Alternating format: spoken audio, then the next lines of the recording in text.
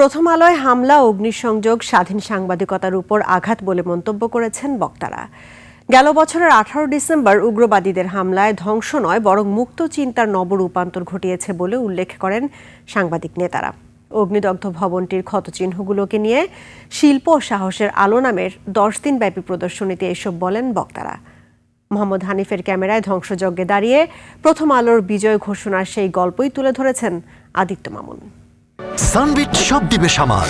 Sunbit magic press dishwashing এর মাথা ঘোরানো সলিউশন। সত্য তথ্যে সূর্যালোকে ২৬ বছর ধরে অগণিত মানুষের আস্থা আর নির্ভরতার প্রতীক দেশের শীর্ষ গণমাধ্যম প্রথম আলোয় উগ্রবাদী সন্ত্রাসী হামলা, লুটপাট, অগ্নিসংযোগের ২ মাস পূর্তিতে সুন্দরতম ব্যতিক্রম এক শিল্প প্রদর্শনীর আয়োজন করে প্রতিষ্ঠানটি। যোগ দেন বিভিন্ন গণমাধ্যম ও সাংবাদিক সংগঠনের নেতারা।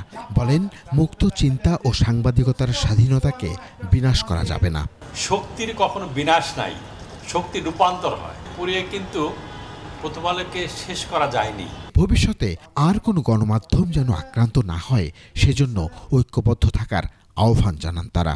জাতিগতভাবে চিন্তার যে শক্তি, চিন্তার যে স্বাধীনতা আমাদের দরকার, সেটার উপরে এটা আগ্রহ আছে। বৃহত্তরভাবে সাংবাদিক সমাজ, সম্পাদকরা মিলিতভাবে যে ঐক্য হয়েছে, যে দৃঢ়ভাবে ঐক্যতার সঙ্গে বিরাট সম্মেলন করেছে, এই ধারাটা অব্যাহত থাকবে। পরে প্রথম আলোর অগ্নিদগ্ধ সেই ভবনে সপ্রাণ অস্তিত্বের পাশে নিষ্প্রাণ উপস্থিতির ঝলসে যাওয়া ক্ষতের উপর শিল্প ও মুক্তির প্রদর্শনী উন্মুক্ত করা হয়।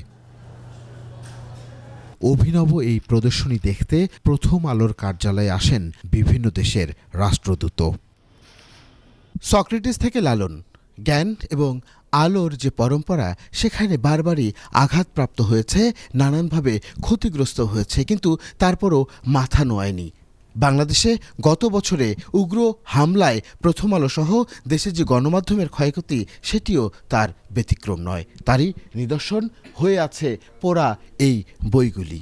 পোড়া ভবনটি এখন যেন কঙ্কাল, প্রতিটি ফ্লোরে ছড়িয়ে আছে হাহাকার। প্রথম আলো ভবনে যখন উগ্রবাদীরা হামলা করে তখন অগ্নি নির্বাপনের এই যন্ত্রগুলি এভাবেই পড়েছিল, কোনো কাজে লাগেনি।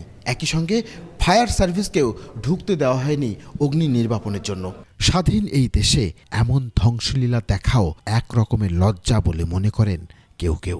মানুষ কত প্রতিহিংসা পরায়ণ হতে পারে তার একটা নমুনা এখানে যেরকম আছে, এবং সেই প্রতিহিংসার মাঝখান থেকে আবার যে নতুন জীবনের উদ্ভব হতে পারে, উত্থান হতে পারে, তারও নমুনা এখানে আছে। জ্ঞান ও আলো যে অন্ধকারকে দূরীভূত করে, সেই অন্ধকার কি করে গ্রাস করবে আলোকে?